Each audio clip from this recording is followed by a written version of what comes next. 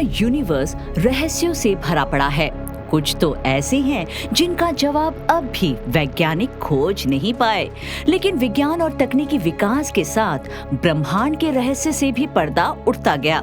इसमें बेहद अहम कंट्रीब्यूशन रहा नासा के वॉयेजर 1 और वॉयेजर 2 स्पेसक्राफ्ट्स का, जिन्होंने कई हैरान कर देने वाले डेटा को भेजकर ब्रह्मांड के बारे में वैज्ञानिकों को दोबारा सोचने पर मजबूर किया। इन स्पेसक्राफ्ट्स ने कुछ ऐसी खोजें भी की जो वैज्ञानिकों को ब्रह्मांड की आगे की स्टडी करने के लिए मददगार साबित हुई। और अब वॉयेजर 1 ने कुछ ऐसा खोजा है जिस पर विश्वास करना वैज्ञानिकों के लिए मुश्किल हो रहा है। एक ऐसी खोज जिसकी उम्मीद शायद ही किसी ने की। आज की वीडियो में हम आपको बताएंगे वॉयेजर्स की ऐसी अद्भुत खोज के बारे में जिसे जान आपके होश भी उड़ जाएंगे। लेकिन इससे पहले भविष्य में हमारा ब्रह्मांड कैसे दिखेगा, ये जानने के लिए आप ब्रह्मांड की सबसे लंबी दूरी तक का सफर करने के बारे में जरा सोचें। तो ऐसे में आप इसमें सबसे पहले क्या ढूंढेंगे? क्या आप तारों और ग्रहों को देखेंगे, या फिर आप देखेंगे सिर्फ अंधेरा और खालीपन? क्या आप जीवन और सभ्यताओं के गवाह बनना चाहेंगे, या फिर उनमें आई गिरावट या उनके गायब होने की घटना को देखना चाहेंगे? आपको क्या नजर आता है, उम्मीद या फिर निराशा? नहीं सोच पा रहे ना? इनका जवाब तो कोई बात नहीं। ऐसे में हमारे पास 2 बेहद पुराने ऐसे डिवाइसेस मौजूद हैं जो इन सब का जवाब दे सकते हैं। स्वागत है आपका विज्ञान 360 में। दोस्तों, 5 सितंबर 1977 के दिन हुई थी एक रोमांचकारी घटना की शुरुआत, जब नासा ने सेंट्योर रॉकेट के जरिए वॉयेजर 1 को लॉन्च किया। यानी ये हुआ 20 अगस्त 1977 को लॉन्च हुए वॉयेजर 2 के सिर्फ 15 दिनों के बाद।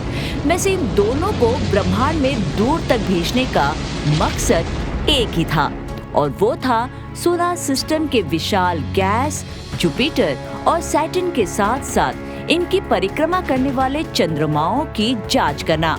हालांकि इन बहादुर खोजकर्ताओं ने अपने शुरुआती लक्ष्यों को काफी हद तक पार भी किया और एक ऐसे मिशन की शुरुआत की जो उन्हें हमारे कॉस्मिक नेबरहुड यानी ब्रह्मांडीय पड़ोस की सबसे बाहरी सीमा तक ले जाने वाला था। नासा की वॉयेजर प्रोब्स के लॉन्च ने एक ऐतिहासिक इंटरस्टेलर जर्नी की शुरुआत की, जो न सिर्फ पृथ्वी बल्कि हमारे सौर मंडल और उससे आगे की निगरानी करने की हमारी काबिलियत को दिखाता है। अपने लॉन्च के 45 साल बाद भी ये अद्भुत स्पेसक्राफ्ट अब भी वैज्ञानिकों को स्पेस से जुड़ी नई नई इंफॉर्मेशंस दे रहा है। ये प्रोब्स अब भी स्पेस एक्सप्लोरेशन में सबसे आगे हैं। भले ही फिर इनकी मेमोरी कैपेसिटी एक नॉर्मल स्मार्टफोन के मुकाबले 3 मिलियन गुना कम और उनकी इंटरनेट स्पीड 5G कनेक्शन के मुकाबले 38,000 गुना स्लो हुई हो। हालांकि घटनाओं के एक चौंकाने वाले मोड़ में वॉयेजर्स ने एक अविश्वसनीय खोज की है। तो क्या कर रहे हैं इस वक्त ये वॉयेजर स्पेसक्राफ्ट्स ने आखिर किस चीज का सामना किया? चलिए बताते हैं आपको। हम जानते हैं कि अपने ऐतिहासिक सफर के दौरान वॉयेजर 1 और वॉयेजर 2 ने कई रिकॉर्ड्स तोड़े हैं। फिर भी दूसरे मैन मेड ऑब्जेक्ट के मुकाबले इन्होंने पृथ्वी से सबसे ज्यादा दूरी तक का सफर तय किया। इतना ही नहीं, ये बाकी स्पेसक्राफ्ट से ज्यादा वक्त तक एक्टिव भी है।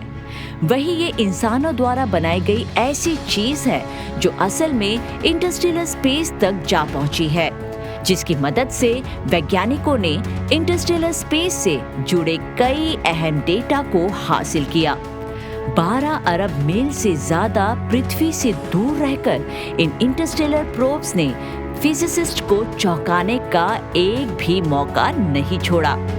कुछ ऐसी ही खोज थी जुपिटर के रिंग्स की मौजूदगी, जो सबसे आश्चर्यजनक खोजों में से एक थी। ये रिंग्स हालांकि बहुत कमजोर थी, जो गैस जायंट के लिए काफी काम की निकली। इसके अलावा वॉयेजर 2 ने पता लगाया कि जुपिटर के 53 चंद्रमाओं में से एक यूरोपा में एक बर्फ का गोला है जो लगभग 60 मील मोटा है। बेशक इन खोजों ने सेलेस्टियल की वास्तविकता, जिसे हम जानते थे, उस पर सवाल खड़े करने का काम किया। वही जमे हुए चंद्रमाओं की पॉसिबल हैबिटेबिलिटी पर एडिशनल रिसर्च को बढ़ावा दिया। जैसे ही वॉयेजर्स ने जुपिटर को छोड़ा, उन्हें एक ग्रेविटेशनल बूस्ट मिला, जिसने उन्हें आखिरी किक के साथ शनि की ओर धकेल दिया, जो जरूरी भी था, क्योंकि इस धक्के के बिना उनके लिए सूरज के ग्रेविटेशनल खिंचाव से बाहर निकलना मुमकिन नहीं हो पाता और ना ही वे कभी अंतरिक्ष में दूर तक जा पाते। इस घटना के बाद वॉयेजर 1 का रास्ता उसे सैटर्न के चंद्रमा टाइटन के पास ले आया, जो ऑरेंज रंग के धुंधले वातावरण से ढका हुआ है। वहीं दूसरी तरफ वॉयेजर 2 ने अपनी ऐतिहासिक उड़ान भरी यूरेनस की ओर, जहां उसने 10 ऐसे चंद्रमाओं की खोज की जिसके बारे में पहले कोई नहीं जान पाया। इस खोज ने इस ग्रह के चंद्रमाओं की संख्याओं को बढ़ाने का काम किया। वही जब इसका सामना नेपच्यून ग्रह से हुआ, तब इसने 1000 मील प्रति घंटे तक की हवा की स्पीड दर्ज की, जिसके बाद ये हमारे सौर मंडल के किसी ग्रह पर अब तक दर्ज की गई सबसे तेज हवा बन गई। लेकिन इससे पहले कि ये स्पेसक्राफ्ट अंतरिक्ष की गहराई में आगे बढ़ते, एक आखिरी अलविदा कहना अभी बाकी था। वॉयेजर की इमेजिंग टीम के सदस्य कार्ल सैगन ने दोनों स्पेसक्राफ्ट के कैमरे बंद होने से पहले इमेजेस के आखिरी सेट को कैप्चर करने का प्रस्ताव रखा, जिसके बाद 1990 के वैलेंटाइंस डे के दिन हमें ये मिला। जी हाँ, हमारे वक्त की सबसे आइकॉनिक तस्वीर, द पेल ब्लू डॉट, ब्रह्मांड में हमारे अस्तित्व का कभी न भुला पाने वाला सबूत। यहाँ हैरानी इस बात की होती है कि ये स्पेसक्राफ्ट्स आखिर कैसे लगातार काम करते रहें। ये कहना गलत नहीं होगा कि वॉयेजर मिशन धैर्य और लंबी उम्र की एक अद्भुत कहानी है, जो space age super hero comic की तरह है। इतने सालों बाद भी वे अभी भी वहां रहकर हमारे ब्रह्मांडीय पड़ोस के सबसे दूर के क्षेत्रों से महत्वपूर्ण डेटा हम तक भेज रहे हैं। लेकिन इनके ऐसा करने के पीछे कुछ रीजंस भी है, जिसमें से एक है ग्रेविटी की मदद। इसका मतलब है कि किसी ग्रह के पास से गुजरने पर उस ग्रह की कुछ गति यानी स्पीड को स्पेसक्राफ्ट में ट्रांसफर करना, जिसके तहत वॉयेजर 1 जुपिटर को अप्रोच करता है, जो एक विशाल गैस है और जिसका गुरुत्वाकर्षण खिंचाव मेल खाता है। नासा की मदद से वॉयेजर 1 सही एंगल और वेलोसिटी से जुपिटर के पास से गुजरा। जुपिटर के गुरुत्वाकर्षण खिंचाव से स्पेसक्राफ्ट उसकी ओर खींच गया और ये उसकी वेलोसिटी को बढ़ाने का काम कर गया। इसकी वजह से वॉयेजर 1 को एक ऐसा कॉस्मिक धक्का मिला जो उसके लिए जरूरी बूस्ट था। वहीं अगर वॉयेजर 1 स्लिंग शॉट के दौरान गलत एंगल या स्पीड से जुपिटर तक पहुंचता, तो उसे एक कॉस्मिक डिजास्टर का सामना करना पड़ता और वो ट्रैक यानी अपने रास्ते से भटक जाता। वैसे जरूरी सटीकता का ये लेवल वाकई आश्चर्यजनक रहा। हालांकि इंजीनियर्स और वैज्ञानिकों ने इस प्रोसेस को सिर्फ एक बार नहीं बल्कि कई बार सही ढंग से किया भी। इन गुरुत्वाकर्षण की बदौलत वॉयेजर 1 और 2 सौर मंडल के माध्यम से एक अद्भुत सफर पर जाने में कामयाब रहे, लेकिन बिना एक जरूरी कंपोनेंट के, जिसे डीप स्पेस नेटवर्क या DSN के नाम से जाना जाता है। ये अगर नहीं होता तो ये सफर स्पेस फैंटेसीज में से एक बनकर रह जाती। DSN ये एक बड़े रेडियो एंटीनास का ग्लोबल नेटवर्क है जो पूरी दुनिया में मौजूद है, खास तौर पर ऑस्ट्रेलिया, कैलिफोर्निया और स्पेन में। ये बड़े डिशेस जिनका डायमीटर्स 26 से 70 मीटर्स तक है, ये कॉस्मिक मेगाफोन्स का काम करते हैं, जिससे हम दूसरे ग्रहों की परिक्रमा कर रहे स्पेसक्राफ्ट से बात कर सकते हैं। सोचिए, ये हमारे ऐसे इंटरगैलेक्टिक फोन लाइंस हैं जो हमें हमारे दूसरे बहादुर दोस्तों से जोड़ने का काम करती है। यानी अंतरिक्ष की विशालता में वॉयेजर प्रोब्स अपने कैमरास, सेंसर्स और इंस्ट्रूमेंट्स के साथ हमारी आँख और कान का काम करती है। DSN चलन में आया क्योंकि हमें वॉयेजर द्वारा दी गई जानकारी को समझने और उन्हें अपडेटेड इंस्ट्रक्शन देने के लिए एक रिलायबल कम्युनिकेशन सिस्टम की जरूरत थी। क्योंकि जैसे जैसे वॉयेजर ट्विन्स अंतरिक्ष की गहराई में आगे बढ़ते गए, उनका सिग्नल कमजोर होता गया। ऐसे में जब प्रकाश की स्पीड से ये सिग्नल सफर करते हुए जब पृथ्वी तक पहुंचते हैं, ये एक फुसफुसाहट जैसे हो जाते हैं, जिसे समझना बेहद मुश्किल हो जाता है। सिग्नल्स हासिल करने के अलावा DSN वॉयेजर ट्विन्स को डायरेक्शन भी दे सकता है। वाकई वॉयेजर जैसे मिशंस बेहद शक्तिशाली होते हैं। ऐसे में इंजीनियर्स और वैज्ञानिकों के लिए ये जरूरी है कि वे अपने प्लान को मॉडिफाई करें, स्पेसक्राफ्ट का रास्ता बदले या फिर उनके इक्विपमेंट्स को बदले, ताकि ये लगातार काम कर सके। दोस्तों, इंजीनियर्स और वैज्ञानिक अपने ऑर्डर्स को DSN के जरिए वॉयेजर तक भेजते हैं। इससे होता ये है कि बातचीत दोनों तरफ से होती है, जिसमें पृथ्वी के वैज्ञानिक, उनकी टीम और स्पेस में मौजूद मानव निर्मित ऑब्जेक्ट्स दोनों शामिल है। इतना ही नहीं, ये तो इस बात की गारंटी देता है कि वॉयेजर मिशंस की कहानियां तब भी लिखी जाएंगी जब वॉयेजर हमारे अंतरिक्ष और सोलर सिस्टम से परे जाकर सफर करेगा। चलिए बातें हैं उस खोज पर जो हीलियोपोस में समाई है। तो क्या है ये हीलियोपोस? दरअसल ये वो बाउंड्री है जो हमारे सूर्य के असर को उसके आगे के विशाल इंटरस्टेलर स्पेस से अलग करती है।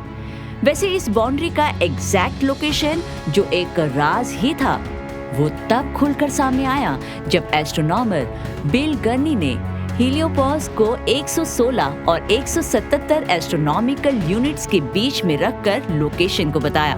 आपको जानकर हैरानी होगी कि गर्नी की भविष्यवाणियों के लगभग 20 साल बाद वॉयेजर 1 हीलियोपोस तक जा पहुंचा और प्लाज्मा डेंसिटी में उम्मीद जितनी बढ़ोतरी देखी गई, जिससे ये साबित हुआ कि गर्नी की भविष्यवाणियां आश्चर्यजनक रूप से सटीक थी, यानी परफेक्ट थी। लेकिन फिर इसने एक हैरान करने वाला सवाल खड़ा कर दिया, जो तब खड़ा हुआ जब चारों ओर को घेरने वाले मैग्नेटिक फील्ड के डायरेक्शन में कोई खास बदलाव नहीं दिखा। ये अनएक्सपेक्टेड था, क्योंकि अगर स्पेसक्राफ्ट उस क्षेत्र से सफर करता जहां मैग्नेटिक फील्ड सूर्य से पैदा होकर दूसरे तारों से आता है, तब वहां ध्यान देने लायक बदलाव होना चाहिए था। और कुछ ऐसा ही तब हुआ जब वॉयेजर 2 ने हीलियोपोस को पार किया। कहने का ये मतलब हुआ कि वॉयेजर्स की खोज उस थ्योरी को सपोर्ट नहीं करती जिसमें ये बताया गया है कि हीलियोस्फीयर सूरज के 11 साल के चक्र के अनुसार बदलेगा। फिर भी वॉयेजर के डेटा थ्योरेटिकल मॉडल्स में सुधार के लिए महत्वपूर्ण रोल अदा करते हैं। मौजूदा साइंटिफिक थ्योरीज के अनुसार हमारा सूरज हमारी गैलेक्सी के एक गर्म आयोनाइज्ड जोन से पार्टली आयोनाइज्ड क्षेत्र में बदल गया है। ऐसे में हो सकता है कि ये बदलाव पास के सुपरनोवा द्वारा किया गया हो, जो अपने जीवन काल के आखिरी दौर में फूट गया और जिसने पास के परमाणुओं से इलेक्ट्रॉन्स को हटाते हुए आसपास के वातावरण को गर्म कर दिया हो। वही वॉयेजर 1 और वॉयेजर 2 उन ग्रहों और चंद्रमाओं को छोड़कर जिन्हें वे कभी अपना घर मानते थे, इंटरस्टेलर स्पेस से आगे जाकर अपनी एकांत यात्रा जारी रखे हुए है। लेकिन इनके लिए अब आगे क्या? ये एक कॉस्मिक गेसिंग गेम है, लेकिन यहाँ विचार करने योग्य कुछ पॉसिबिलिटीज भी है। हालांकि ऐसा लग सकता है कि वे 2030 में एक कॉस्मिक डेथ की ओर बढ़ रहे हैं, जैसा कि कुछ वैज्ञानिकों ने भविष्यवाणी भी की थी। लेकिन ऐसा भी हो सकता है कि वे लाखों सालों तक जिंदा रहे और हमारी प्रजाति से आगे निकल जाए। हो सकता है कि एक दिन उनका सामना दूसरे स्टार सिस्टम से हो, जो अपने साथ लंबे समय से पृथ्वी से खोए हुए मैसेज को लेकर आ रहे हो। जैसे गोल्डन रिकॉर्ड, हमारे अस्तित्व का सबूत। वॉयशे के बारे में आपकी सोच क्या कहती है? कमेंट कर हमें जरूर बताएं। विज्ञान से जुड़ी ऐसी ही इंटरेस्टिंग खबरों को जानने के लिए हमारे चैनल विज्ञान 360 को सब्सक्राइब करें और बेल आइकन को प्रेस करना ना भूलें।